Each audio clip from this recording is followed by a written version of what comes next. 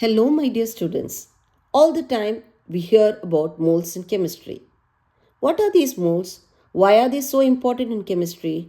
Why do chemists use moles? This is what we are going to learn today.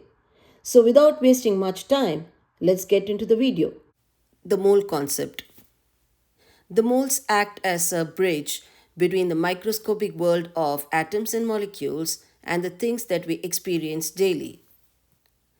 Mole is a unit. Just like a dozen is a collection of 12 things, a mole is a collection of 6.022 times 10 to 23 atoms, molecules, ions, or particles. This is a very big number. Let's try to visualize how big this number 6.022 times 10 to 23 is. If I have a mole of marbles, which is 6.022 times 10 to 23 marbles, I can cover the entire earth several times with this. That's how big this number is. So you see, a mole is a very big unit to handle macroscopic particles like marbles. Then, where exactly do we use moles? Then where can we use the unit mole? For microscopic particles like atoms and molecules, this mole becomes an appropriate unit. A mole of any atom or molecule can be weighed using a digital scale. How do we define a mole? A mole is exactly the number of atoms present in 12 grams of carbon 12 atom. So if I have 1 mole of carbon, it would weigh 12 grams and it is equal to 6.022 times 10 to 23 carbon atoms. This is also called the Avogadro number, named after the scientist Amadeo Avogadro. So 6.022 times 10 to 23 is also called Avogadro number. The mass of one atom of carbon is 12 AMU, whereas the mass of 1 mole of carbon is 12 grams. So you see, only the unit here is different. In fact, the mass of 1 mole of any element in the periodic table is its atomic mass expressed in grams. This is called the molar mass. So 1 mole equals molar mass. While it's very difficult for chemists to weigh an atom of carbon, it is very easy for them to handle a mole of carbon. They just need a digital scale to weigh a mole of carbon or 12 grams of carbon. What did we learn till now? 1 mole equals the molar mass and it's equal to 6.022 times 10 to 23 atoms, molecules or ions. Now what is molar mass? It is the mass of 1 mole of an atom, molecule or an ion. Let's learn how to calculate molar masses now with some examples. The first example I have here is sodium.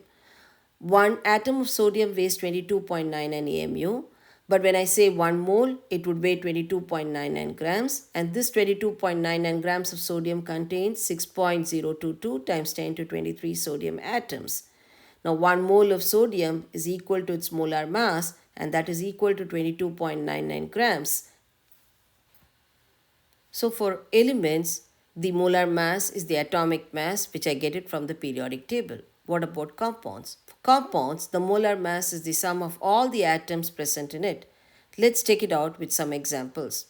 The first example here is magnesium sulfate. We are finding out the molar mass of magnesium sulfate. My first step would be to write the formula for magnesium sulfate, which is MgSO4. Then I list all the elements with the number of atoms and then the atomic mass. So magnesium, I have 1 atom, the atomic mass is 24.31.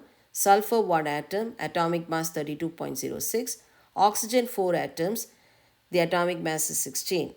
Then I add all these masses up and this works out to be 120.37 gram per mole. Gram per mole is the unit for molar mass. Let's check out another example, molar mass of ethanol. Ethanol is C2H6O. For carbon, we have 2 atoms, so 2 times 12.01, that's the atomic mass of carbon. Hydrogen, 6 atoms, so 6 times 1.01. Oxygen, 1 atom, so 1 times 16. When we add all these up, we get the answer as 46.08 gram per mole. 1 mole of ethanol weighs 46.08 grams and it contains 6.022 times 10 to 23 molecules of ethanol. You see how the mole concept lets chemists scale up atomic and molecular masses into units that they can weigh and use in the lab? That's the usefulness of the mole concept. So that was about mole concept. If you found this video useful, please share it with your friends and also don't forget to hit the like button. Consider subscribing to my channel for more videos in chemistry. I'll see you soon in another video. Until then, bye bye.